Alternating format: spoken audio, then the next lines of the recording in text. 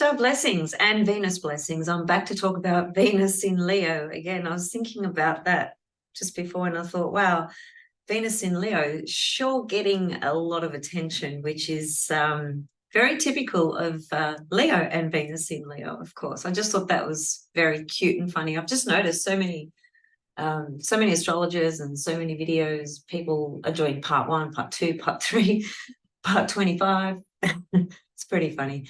I've actually done one video already, and what I'm going to cover today is different to what I've covered, which is good for you guys.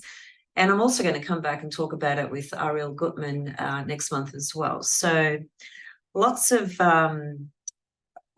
ideas and juicy material from different scopes, different lenses. Some of the stuff I'm going to talk about today is looking at bigger picture things, but I think they are important when you are thinking about Venus retrograde in Leo, because it's not just Venus retrograde in Leo, it's the Venus morning star that began somewhere. There's a whole bunch of things I want to talk about on that level, and I'll do that in a moment. I just want to say that I put a little post out yesterday just inviting a small group of people that might want to learn astrology with me. And I've had a few of you contact me, and I'll get back to all of you at the same time. I'm just waiting to hear from a few other people. And basically, it's going to be an essentials course, if I want to use a word. It's the essential underpinning fundamental blocks of astrology, right? Because what I notice is that a lot of people race ahead to different levels of astrology, and one of the reasons they struggle to understand either the terminology or the meaning is because they don't understand the root, the foundations. You've got to have the foundations up your belt to really understand astrology to begin with, and things like transits and things like progressions and things like retrograde periods and things like aspects and phases and all those sorts of things. So I'm going to start at the beginning. It's going to be right from the beginning. We're going to talk about qualities, elements, signs, polarities, aspects, really just going to go into the whole thing. So I'm starting it in a way where I'm just going to probably do 2 lessons per month. I haven't planned it all yet, as in the exactness of everything, but roughly speaking, it's going to be twice a month. And it will be ongoing for a while. And then we'll just kind of reassess as time moves on. But if you are interested, I encourage you to email me. And even if you do think that you've got a pretty good basic understanding, you will learn a lot from my teachings, from my style, because my style it's so eclectic. And, I feel very blessed that I'm able to work with so many different levels: esoteric, evolutionary, Hellenistic, Babylonian, psychological. It's hard to get really skillful at all those levels, but I think I've done it, pretty well, and I'm still learning, always learning, every day, learning something new. But I've got a pretty good feel for those lenses of astrology, or I wouldn't be talking about them or teaching them if I didn't. So if you're interested, email me, because I want to get that going probably when this Venus star point kicks in, around August sometime. That would be a nice time to do it, which is very much, a morning star thing to do. Morning star energy is all about the action that we take out there in the world. Very simply put, it's a very proactive energy, right? Whereas the evening star tends to be more inward, inner, reflective, more about the spiritual, the mystical, wisdom and things like that. But, the morning star really evokes within us a lot of sort of new decisions and choices and actions that we might take towards that and so forth. So this is kind of really aligning at a really beautiful time, I feel, for me. So anyway, that being said, let's get into the astro. So what I was thinking about was, I want to talk about Venus, this Venus Leo retrograde cycle, which is going to be the Venus morning star on the 13th of August, is when she forms the conjunction to the sun and is reborn into a morning star. So just to back up a little bit, even though I have spoken about this, so I won't go into the details of this now because I already have. And you can watch that video if you missed it. It's on my YouTube channel. So I think it's just called Venus retrograde in Leo morning star, something like that. So it's a Venus Leo morning star. That's number one. It's a new 8-year cycle. It has the square to Uranus and a square to Jupiter. The main focus is going to be the square to Uranus for today, because there are 3 passages. There are 3 transits that occur with Venus squaring Uranus. One of them just occurred 2 days ago. So that was the first, the beginning of this triple transit. And it's kind of like door 1, door 2, door 3. So it's the beginning of something. There's not a lot of clear view at the beginning of an aspect, right? Generally speaking. Certainly that would be really applicable with conjunctions. We're talking about a square here, so it's got a bit of a different spin on it. But I want to talk about this particular square because it's not just a square, it's in a particular phase as well. So I want to talk about that. And so Venus does a square 3 times to Uranus. She does the square 3 times to Jupiter in her journey of being in the sign of Leo, going retrograde in Leo, being reborn as the morning star in Leo, right? And the aspects that she's picking up, especially when it's a triple pass, 3 passages, they are very important. You know, it's a journey unto itself within the journey of the Venus star point, and also within the journey of this next 8-year period that begins for all of us. So the Venus star point moves slowly backwards through the zodiac. The position she will be in on the 13th of August, which is the 20th degree of Leo, is only just a couple of degrees difference to where she was 8 years ago. That's really important because basically this Leo Venus star point, which started in 1987, has been pretty much in the same house in your birth chart. For most people, that'll be the case. And so it's a repetition of cycles that brings in the past, but also speaks to the future. So you've got both levels in play every 8 years. And so at the moment, Venus forming a square to Uranus, I just went back and had a look at where did all this begin. And it's really fascinating. So Venus squaring Uranus, which will happen 3 times. The dates for that is 2nd of July, 10th of August, and the last one will be on the 30th of September. So those are the 3 passages. They're important dates, but the whole cycle is important. Anything can happen anywhere in that cycle, but those doors or passageways tend to have, I suppose you could say, more energy about them. Things can really be activated more obviously, let's say, during those passages.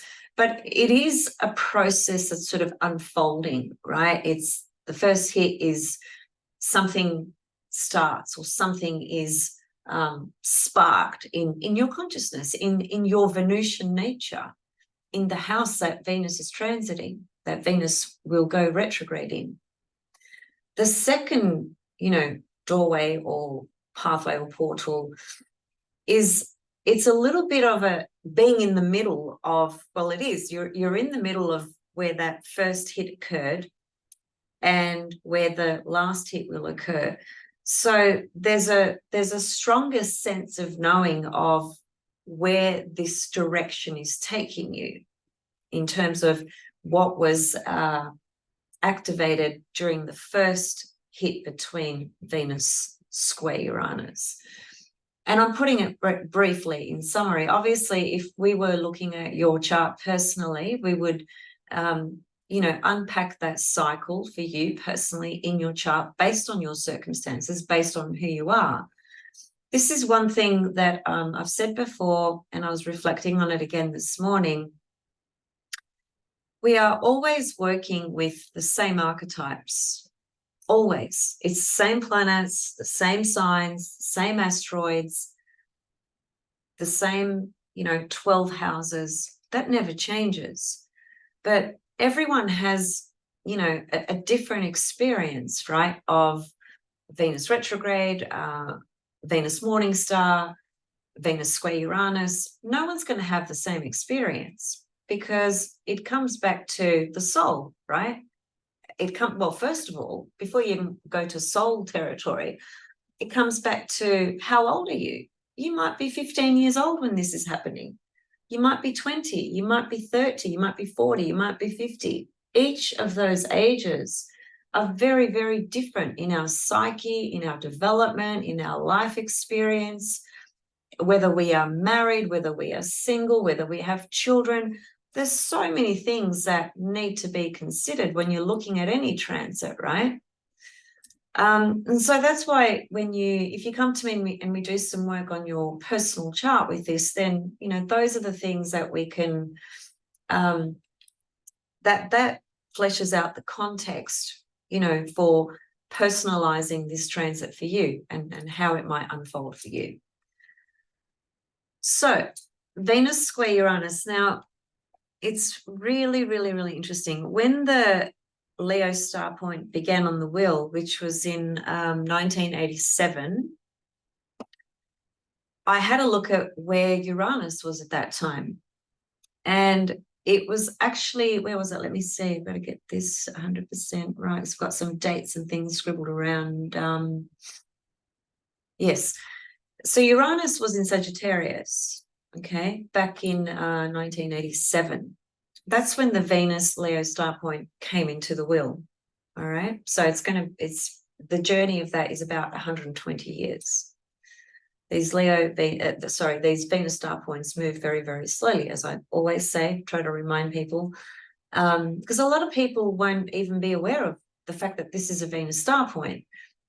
People will just think of it as, oh, this is Venus retrograde. So it means I've got to reevaluate my relationships. Yeah, sure, that's definitely a component of it, but there's, deeper and bigger implications about this Venus Leo retrograde journey. It is a Leo morning star. So when this star point was born on the wheel, it formed a trine to Uranus. Uranus was in Sagittarius. The Venus star point was in Leo. Okay, so it was born with a Uranian flavor to it, a Uranian energy to it, but forming a trine to it. Now we know a trine aspect is harmonious because you are talking about the same elements connecting to each other. For instance, Leo forms a trine to Sagittarius. They are the same element. They are both fire, right?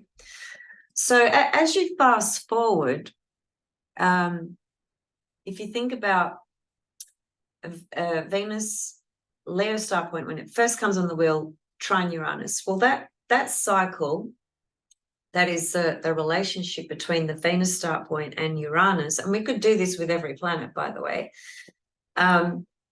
is going to unfold through different phases, right? And so the phase we are at now, that we are about to step into with this Venus Leo retrograde morning star, is Venus forming a square to Uranus, right?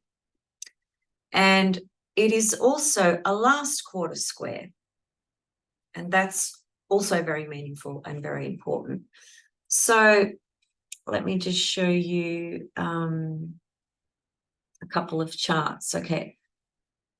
So where's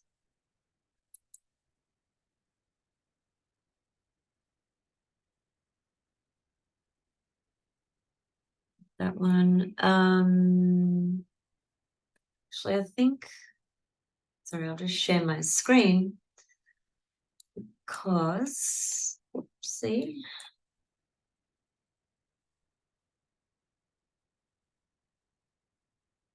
So there it is there. That's basically, well, it's a few days out, right? So don't, just imagine the Sun and Venus are conjunct.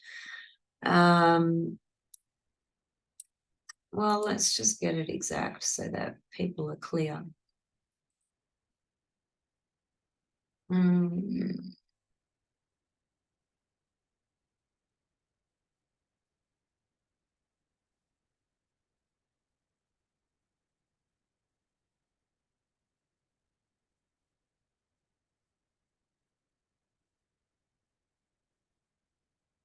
So 22nd of August.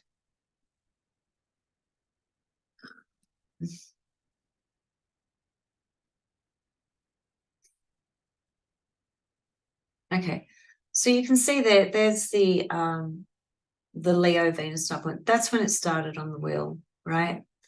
And you can see Uranus is at 22 degrees of Sag, right? So there's the trine aspect between them.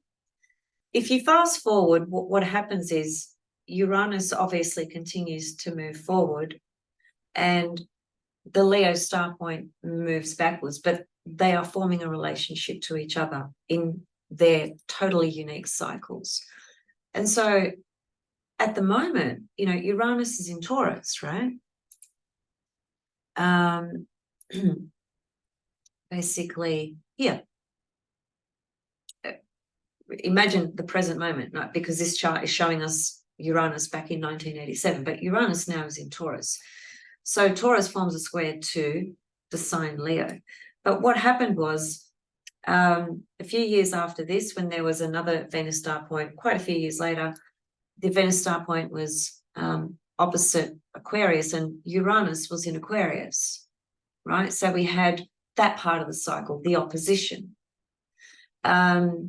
Then we had a trine aspect here from Aries to Leo.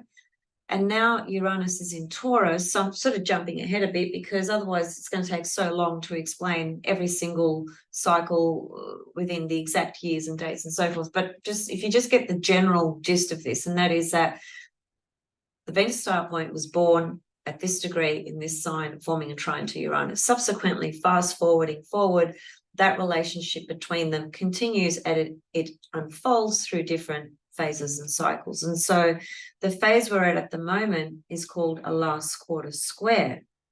Now, last quarter square is termed by Dane Rudhyar as crisis in consciousness. And sometimes that term that's been coined in that way, which some people relate to it and understand what it means, but for a lot of others, it's like, well, what does that actually mean? What does crisis in consciousness mean? And so the term that I kind of prefer to use is crisis in thinking.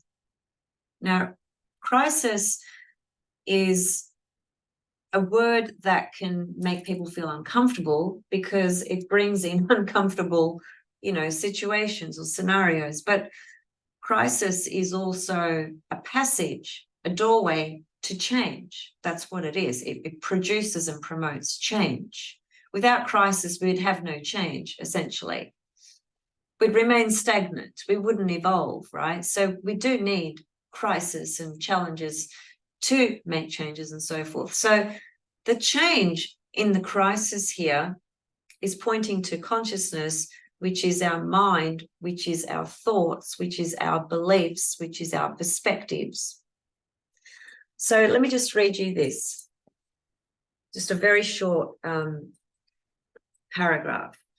The key words for this last quarter square, that is, the key words for this are crisis in consciousness, which are Dane Rogers' words, which essentially means crisis in belief.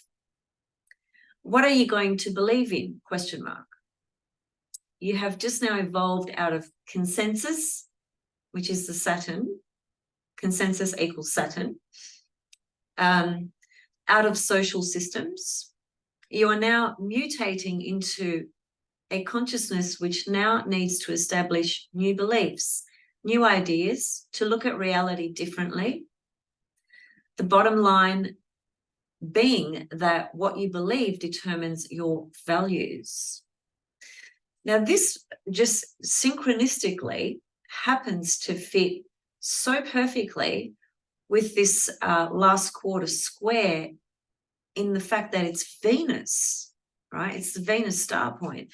Let me just bring up the chart for the present. Otherwise, it might just be confusing for some people. So, okay. Just while I do this. Okay, so there it is there, right? There's Venus in Leo at 22 degrees. And sorry, I'll just move me out the way. There's a square to Uranus. Okay, so this is the current last quarter square between the Leo morning star retrograde cycle over the next couple of months. That is, Venus will be in Leo for a few months. She started her journey on, I think it was 4th of June, and she doesn't get out of Leo to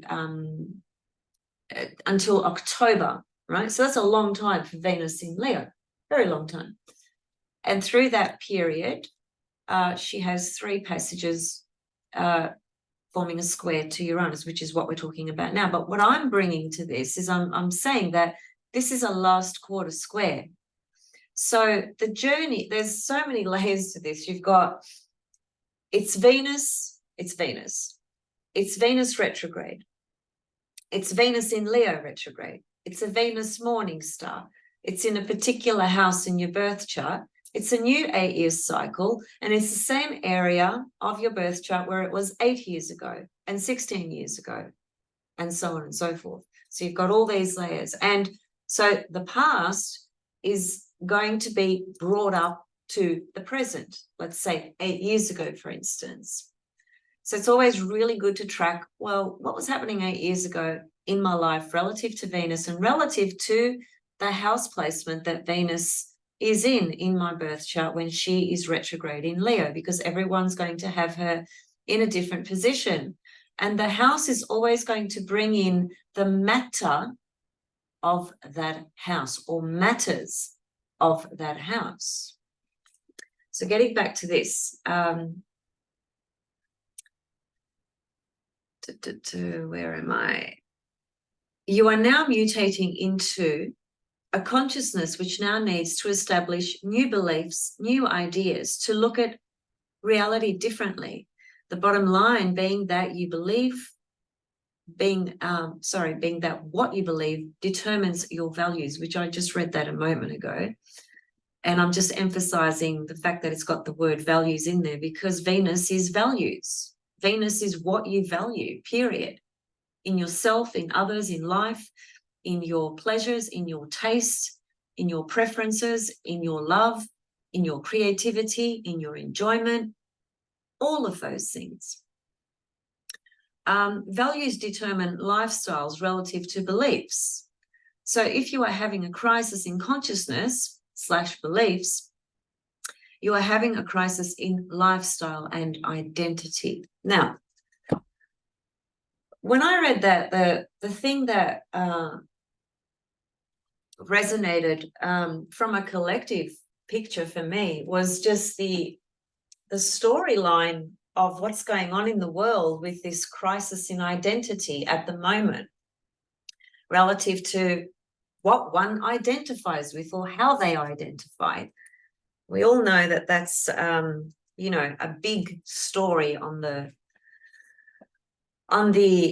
arena of Earth at the moment. And so I thought to myself, okay, this is really super interesting, because it's not a coincidence that in this reality at the moment, we are having a collective crisis in consciousness with identity.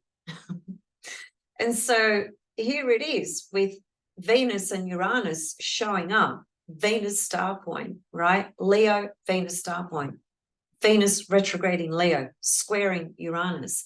And so that tension, that square is going to animate and bring changes that many won't like, many won't be comfortable with, and so on and so forth, because that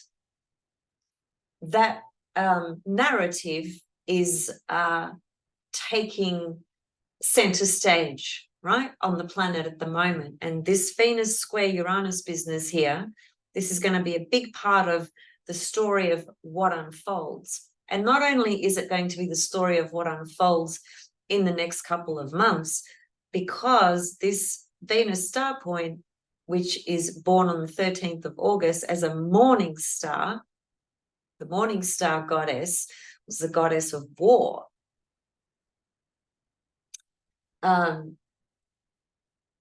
That sounds a bit bleak, and I'm certainly not projecting war as in that type of war, but I'm just simply pointing to this dynamic, intense energy. It is going to create a lot of waves, and a lot of unexpected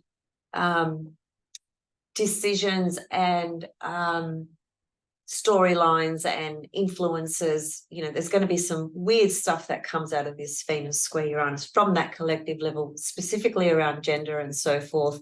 And it is Venus, which fundamentally is a feminine archetype, although Venus has a story in her myth. When you go back to the Inanna myth, she actually changed to a man at some point in her journey in that process of the underworld, which sounds bizarre. And for those of you that haven't heard that would think that's totally bizarre. Why is that? You know, how can this be? Well, she did. It happened. And it's got to do with the fact that it was through her retrograde period, which is when she goes into the underworld, which is a morning star, right? Which is the more masculine side of Venus anyway. And it's connected to certain archetypes, certain figures, historical figures that connect to that myth. And I just won't go into those details today, but let me just say this, that when Venus goes retrograde, and actually I really love this, Erin Sullivan made this comment, and I just thought it's such a profound comment. And it specifically relates to what I was just saying about this, the fact that Venus does change into a man at some part in her myth. Now, where is that comment? Hopefully I'll find it.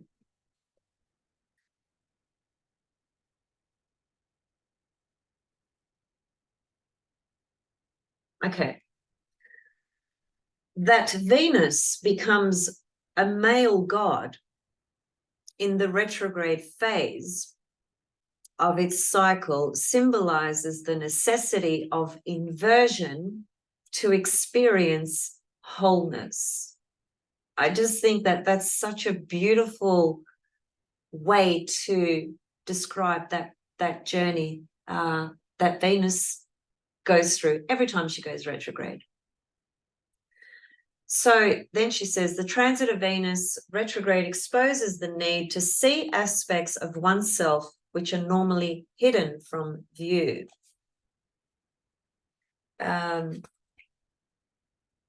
Those values are often diametrically opposed to the ones consciously espoused and can create some of the most profound emotional disturbances. A great number of mistakes can be made during Venus retrograde transits, largely because it is so infrequent and thus foreign to the daily experience. Is what Erin Sullivan says. I know some people will ask, that's the book I'm reading from. Okay, Retrograde Planets by Erin Sullivan, one of my favorite books. Brilliant book, just brilliant. And she's got a wonderful section here all about Venus, Venus retrograde, Venus's myth, and so on and so forth, her heliacal phases, and, you know, Venus direct, Venus retrograde, morning star, evening star, you know, all that sort of stuff. But I just particularly love that statement about when Venus does go retrograde. It draws on that part of her story where she became man, and the symbolism, you know, on a spiritual or a metaphoric sort of level, a symbolic level, relative to the statement she made, is basically talking about the inner masculine and inner feminine that exists within all of us, and the unification of that as opposed to the projection of that. She says, you know, that there's an introversion journey of that which enables us to become whole with ourself, right? I just love that particular statement. So think about that as well when you're thinking about Venus retrograde in Leo in your own birth chart, right? Because it depends how old you are, it depends if you're married, it depends if you're single, it depends what house it's in, and so on and so forth, right? It depends if this Leo Venus star point is your own Venus Leo star point, because you might be born, you might have been born post 87 or 87, right? Anyone born before that, that star point was in the sign before, right? So remember, it moves backwards in the zodiac. So if we're going backwards, that Leo Venus retrograde. So there's just so much to remember when you're thinking about this particular the Venus star point. There's just so many freaking layers. I've been studying the Venus star point now for intensely, really intensely, deeply for 3 years, and there's still stuff that I'm uncovering and integrating and learning. It's just blown my mind just how much there is in this pentagram, what this pentagram really, really means, and all the different facets and layers to it. It's so complex, actually, which is why I think a lot of people don't understand it. It does require a real dedication to the study of this, the mystical teachings of the goddess Venus. You know, it just brings Venus into a whole new level when you understand these, the Venus star points and so forth. So the Venus star point now in Leo was the Venus star point in Virgo, right? So for those born before 1987, this is the same Venus star point, but it's moved from Virgo, right, into Leo, because it's moving backwards on the wheel. So anyone before 1987, it's the same Venus star point, but it's moved throughout the course of your life. And that's important as well, because you might have been born with the Virgo Venus star point, meaning you were born before 1987, and your Venus star point was in Virgo somewhere in your chart. Now, it's moved signs, right? So throughout the course of your life, it's moved into Leo. Could still be in, and it probably is for most people, in the same house as well, because in a lot of charts, depending on what house system you use though, so that's going to be a differentiating, you know, factor, and also depends on what house system you use as well, and it also depends on whether you've got the right time of birth, because if you don't, those house cusps, those degrees, they will change. So there's a lot that needs to be clear and accurate, right? But this Leo Venus retrograde morning star is what once was the Virgo star point, probably in the same area of your chart, but it's in a different sign. So even from that, you can see there's a whole other layer to this now, because it's not in Virgo anymore, she's in Leo. So it's switched, it's changed, right? It's bringing in different energy. So we have as I was saying, the square to Uranus, which is a last quarter square, which is crisis in thought, crisis in belief. So, and again, as I said, on a collective level, I think that's really going to speak to this crisis in identity that's escalating rapidly in so many weird ways, so many different ways, and it's not anchored into anything at the moment. It's just like a massive shitstorm that's flying around everywhere. And it's almost like, you know, virtually daily there's something new is coming out of that storyline at the moment. So I think we're just going to see a lot more unexpected, unusual things come out of that. And it is, and that's what I was trying to get to about 10 minutes ago, it is Venus, and Venus is women. And Uranus is particularly in a square aspect, but just about in any aspect, but especially in a square aspect, it can bring in disruption, right? Crisis and disruption and things that are just so out of the, you know, sort of left field, right? Things that we're not used to, because we've got a certain set of values and beliefs and perceptions and ideals that for the most part fit into one particular stream that's called consensus reality. And anything outside of that is going to create conflict, because it's going to just shake that consensus up quite a lot, right? Anytime you think of Uranus, it's the energy that is rebellious, that is different, that has to do things differently. So without going too much into that whole gender ideology and all of that business, I guess when we're just thinking about this from our own personal perspective, this is a different Venus cycle we are stepping into, a different new 8-year cycle with the presence of Uranus, but in a last quarter square. So this is speaking to our own internal reflection through, especially through the next, 6 weeks or so. And then I think what's really important is whatever you are able to come to understand and become more clear about yourself during this time, and depending on where Venus is in the chart, which I said will bring up the matters of those houses as well. So if it's in the 10th, it's going to speak to your life purpose, career. Could speak to relationship with a parent as well. Typically it's the mother, although we normally look at the 10th house as being the father. But I've seen the 10th house represent the mother over and over and over and over again. And when I do my classes, I will teach that and why that is the case. So if Venus is transiting your 10th house, then, this is a cycle, a new 8-year cycle that brings in the Uranus energy through a last quarter square aspect, first of all, last quarter square.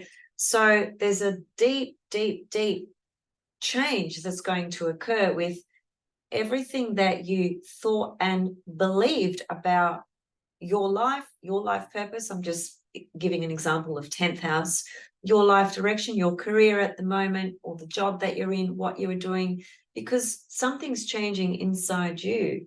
And it's crisis in consciousness, crisis in thought, because it's a square aspect. Square is uncomfortable. It squeezes you. It corners you, sort of thing. It brings in an uncomfortable feeling or experience or journey, so that the change can take place. Because if you're comfortable, right, you're not going to change anything. That's the case for all of us. If everything's smooth and we're just rolling along and it's all sweet, we don't change. We don't, there's no need for it. It's the squares that actually help us to change things, and sometimes force us to change things. People can resist or can integrate or do a bit of both. And with Uranus, it It tends to be a bit of both, because it depends on the individual. Again, you know, for some people, Uranus energy can be daunting, you know, just really, really scary, because it shakes that little safety net that people have in play, which is Saturn, that feels all safe and secure, that feels solid, or that, you know, you've really consolidated on that level, and nothing's going to come in and break that down. But Uranus does. Uranus is the energy that connected to, like, the Berlin, what was it, the wall in China. I've just forgotten the correct wording for that, so my apologies. But like big things that happen in the world where structures are deconstructed, right? And revolutions come through. That's Uranus. That's the energy of Uranus. So just think about that from your own personal sphere of all Venus things, your own values, your personal values, how you value yourself. What do you value in relationships? You know, a lot of this is changing. Reality is changing. Life is changing. And it's changing so fast at this point in time, and has been for the last 3 years, because of the cataclysmic nature of reality, which has so many different reasons or purposes or causes, right, as to why this is happening. And there's an escalation. So we are all changing inside ourselves, you know, and I suspect this would be a really weird journey for someone who's like in their 80s or 90s, you know, who's just sort of lived with, you know, the same kind of values their whole life. And, you know, they're just looking at the state of the world now, and you know, just thinking, my God, what is this? What is happening here? And then there are people in, you know, younger generations, or younger age groups, such as myself, such as many of you guys. I think we are, especially when we are interested in astrology, have an understanding, practice it or study it, we are more likely to integrate, right, with the collective energies. And this is a collective energy, this Uranus square Venus, but then it is a personalized one as well. So it feels to me like we are going to be really stepping into a new paradigm of our relationships, our values, how we relate, how we share, how we love, and a strong impulse underneath and through all of that for a greater sense of freedom within our own individual self, at wherever you are with that, because that's Uranus, right? The Jupiter squaring Venus, which also happens 3 times, Jupiter square Venus is just it's not a difficult portal. And I've touched on this briefly previously, so I'm not going to do another, you know, evaluation of that. But I just want to say that it is happening, you know, sort of side by side with the Uranus squaring Venus. And it is 2 benefics. Jupiter and Venus are the 2 benefics, right? It is a square aspect, which, yes, can be conflicting at times, but we're not talking about conflicting planets, really. But on the other hand, Jupiter is excess, and Venus is, you know, personal pleasures, sensual delights, you know. So this Venus retrograde cycle, for some people, it might just be, you know, and a full-on overloaded sexual journey, you know, for the next few, if you just want to keep it at a really basic, mundane. It's important for some people. So who am I to say that's not important? I'm not, you know. But Jupiter does tend to have that thing of excess, right? It's too much. like an example would be you're on a dating site and, you know, you're trying to hook up with somebody, meet somebody, connect with somebody, whatever it is. And, you know, the Venus square Jupiter can be that you're speaking to 10 different women all at once, you know, and not having enough of that, wanting more of that, you know, just the attention and the whatever. Just as a very basic sort of example, right? But I mean, outside of that, it's also, I think, a portal of support actually from Jupiter to Venus as well, because Jupiter is in Venus's sign, so there is a reception there. And that is also the case with Venus square Uranus, because Uranus is in Venus's sign. So these squares by Jupiter and Uranus have a reception with Venus. It's a one-way reception, but it's there. And as I've said before, receptions really help the theme of whatever the aspect is speaking to. And because this is a square, now with Jupiter square Venus, we're not too concerned because that's really not a difficult aspect, generally speaking. But the square from Uranus, you know, that can be a bit jolting or a bit disruptive to people. On the other hand, it can be totally liberating, completely free you up from, you know, having adopted certain lifestyles and ways of being in relationship or relationships that you haven't been able to be yourself. You know, you have felt that you've just adopted the values that your parents instilled in you, you know, the values that your partner holds, and you've somehow integrated them as being your own. And this little interlude here, this little journey, which does speak to an 8-year cycle moving forward, is about finding and being more in touch with and more connected with your own values that feel aligned and authentic within you. Uranus is being authentic.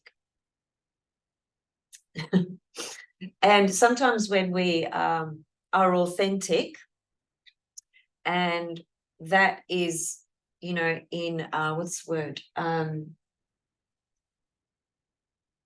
There's a particular word and I just can't remember it.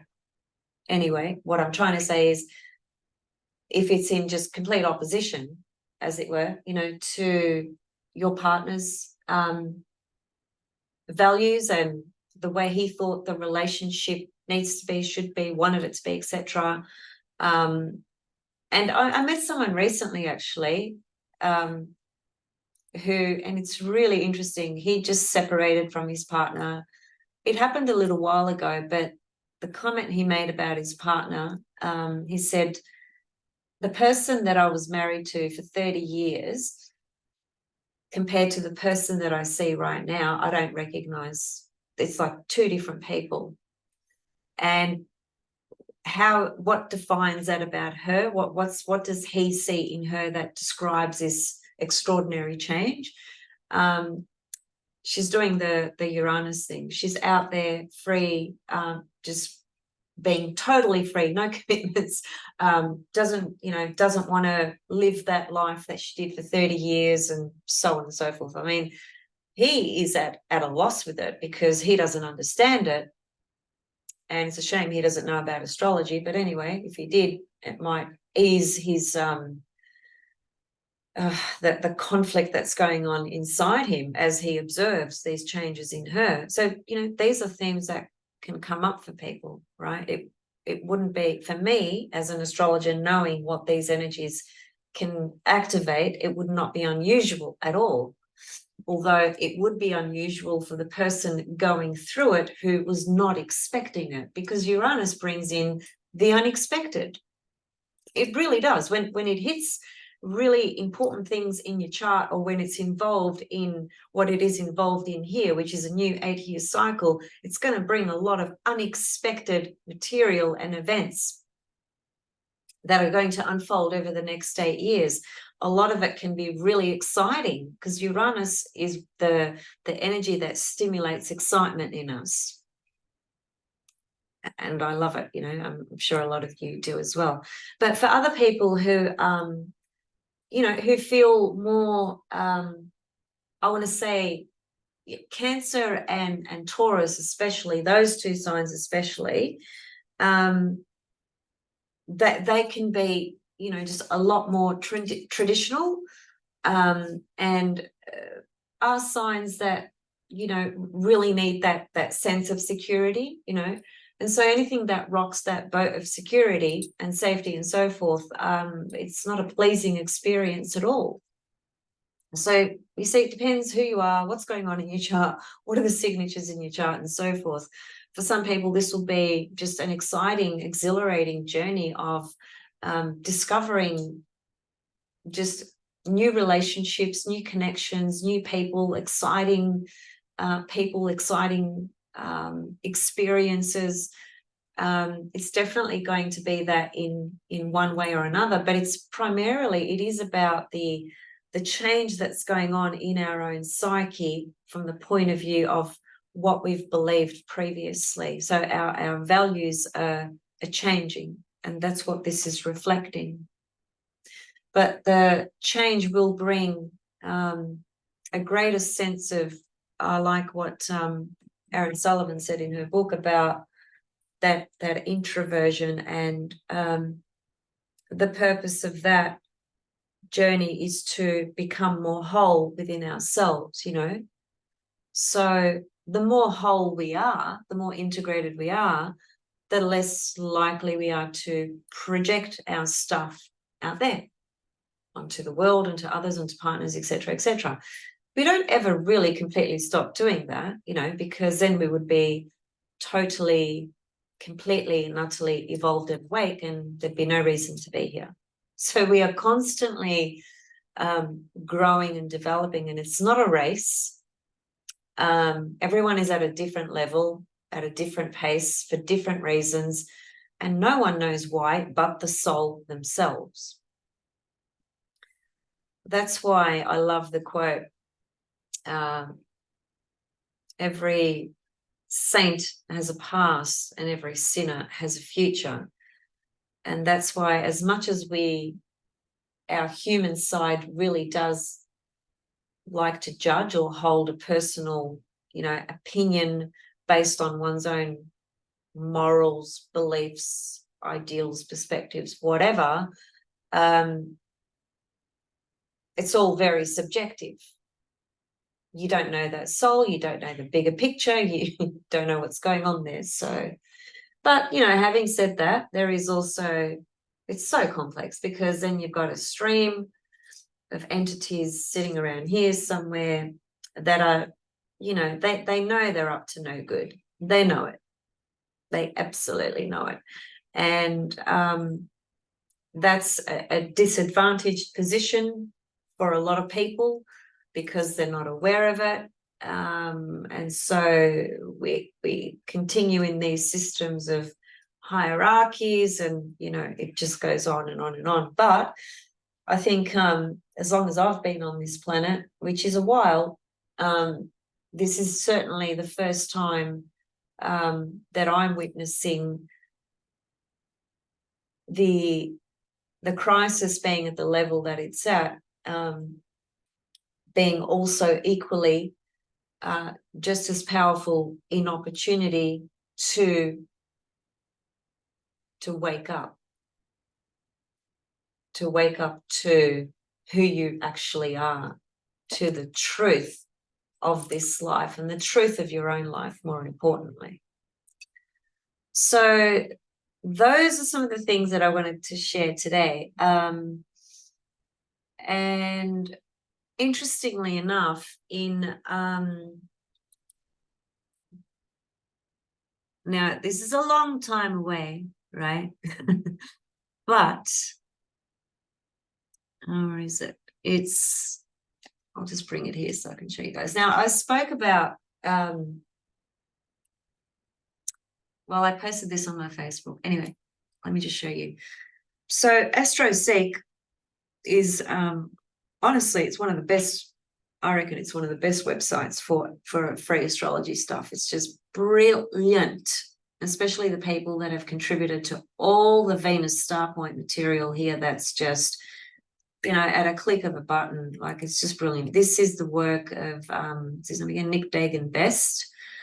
He's amazing, this guy, and he's very good with his astronomy. And so anyway, he's broken down this little business here. I'm not going to go into it. You can have a look. But if you type in astroseek.com and just type in phases, Venus star point phases, you'll get this page.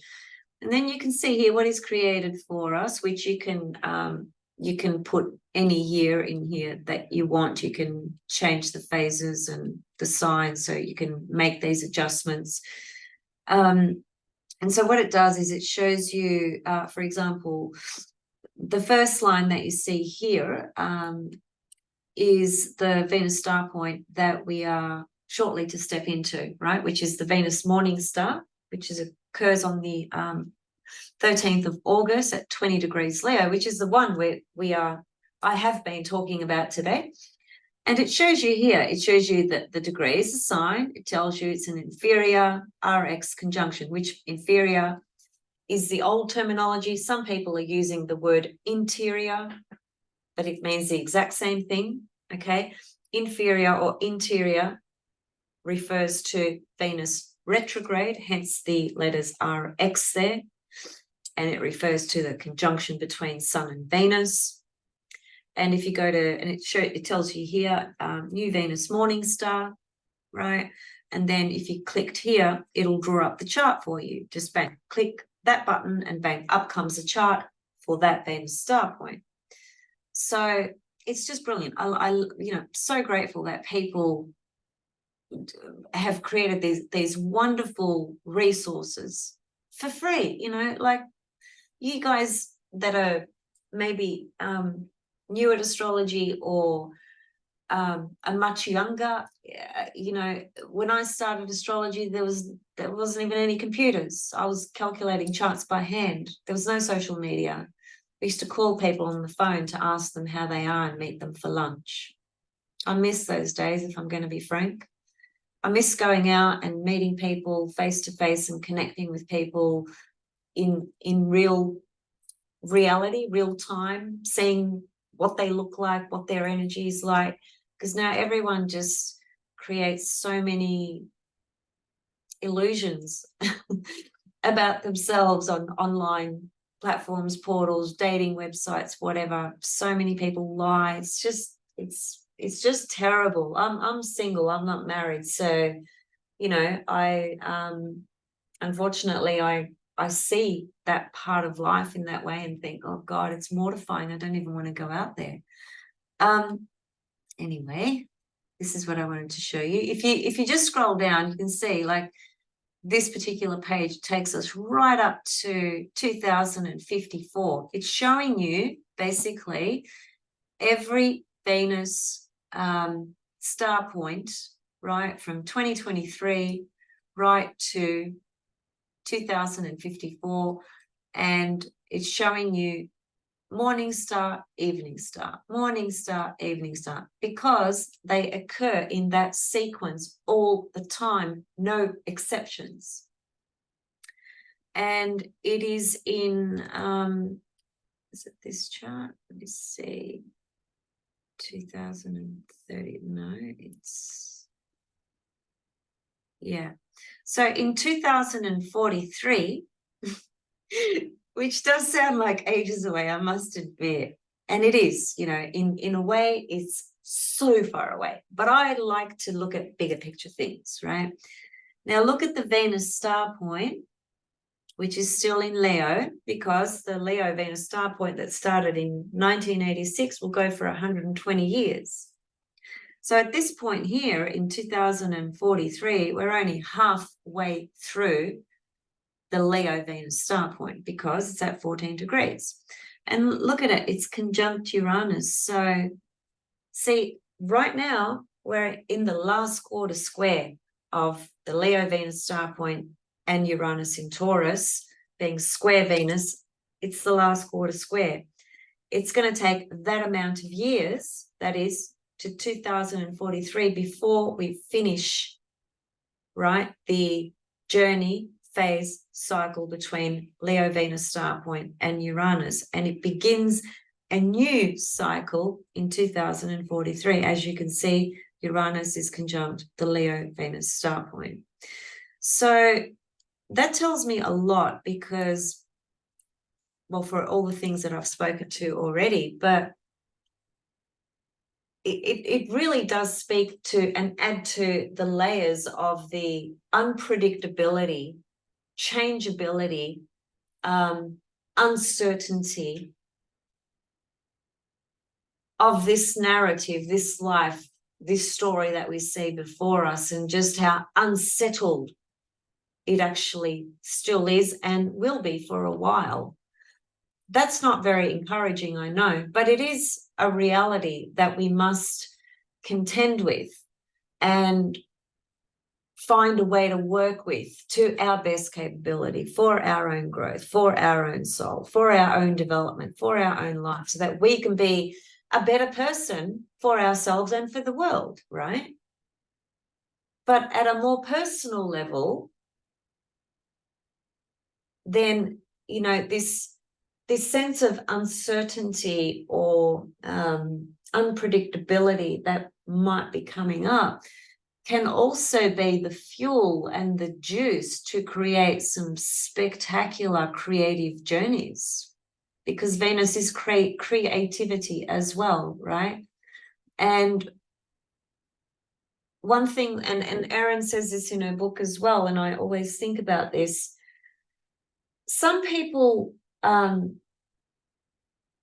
a lot of people, think that they're not creative because we have this consensus sort of perspective or working definition of what creativity is defined as. And it is often defined by, you know, artists in whatever sphere that is, that have become popular, publicly known, famous, have made a living out of it. That is their life, full stop. Now, there are 8.5 billion people on the planet, right? And everyone is creative in some kind of way, because everyone has got Venus in their chart. Everyone has got 5 Venus star points in their birth chart. So everyone has a creative component to who they are. Everyone has a 5th harmonic chart, which is Venus, the quintile aspect, which defines the golden ratio, the Fibonacci sequence of Venus. And Venus retrograde especially, she actually activates that 72 degrees, which is the most creative energy portal aspect, which is defined by Venus and the Venus star point, the pentagram. It's usually a series of quintiles between the 5 stars. So when Venus goes retrograde, she activates that golden zone that exists within the pentagram. So there's tremendous creative potential when the Venus star points are activated, whether it's morning star or evening star speaks to different expressions, but it's still Venus, it's still a Venus star point, and it is connected to the 72 degrees aspect, which is creativity at its purest form. It can be so abstract and so intuitive and so imaginative. And our job then is to, the Venus star point, Sun, Venus, Earth. So the Sun component is our core energy, right? Our core spirit self, if you like, coming through the heart, Venus, manifesting it onto the Earth component of the star point, because we don't talk about it, but the Venus star point is an alignment between Venus, Sun, and the Earth. Always. The morning star is when Venus is closest to the Earth. The evening star is when Venus is furthest from the Earth. But the Earth is always there in this alignment, and it wouldn't happen otherwise. So hopefully that gives you a little bit more to think about. Gone blurry again. And I'll be back with Ariel to talk about more of Miss Venus in Leo. She's getting all the attention, and so she should. And at some point later on, I need to bring Rumen Kolev to my channel, which I've mentioned already that I'm going to, and I am. It's just all about time. I swear to God, in my life lately, it's just been all about time, and time in healing my own personal stuff, health issues, you know, different things that I'm dealing with as well, that I conceal very well because I need to, I have to. You know, I'm not going to do a video where I'm going to talk about what's going on in my life. I mean, occasionally I might bring up as a way of example a theme, but I don't care to discuss the details because that's not what this is about, right? But anyway, all I was trying to say then was that time is of the essence. And I've been feeling that so much the last few years. And it really started when Saturn got out of my 12th and crossed my ascendant. And it's been there's been a lot of things, of which most have not been easy. But I can tell you that Saturn is the greatest teacher. He's the hardest teacher, but he's the greatest teacher. There's so much wisdom that can be gained through the integration of Saturn. And when Saturn crosses your ascendant, that's your golden opportunity to integrate Saturn. And obviously, depending on what age you are, will determine and depend on how that journey unfolds for you, right? Anyway, I'll see you guys soon. Thanks for listening. Leave your comments and questions below, and reach out to me if you want to do some classes, because I want to start them probably next month. Not sure of the entire details of the whole thing, but just know that it is going to be the absolute building blocks, essentials of astrology and the birth chart, so that you can understand it, learn how to work with it, or even if it's just for your own personal interest, whether you are working as a professional or it's just a hobby, that doesn't even matter. It matters though that you understand it, right? See you soon.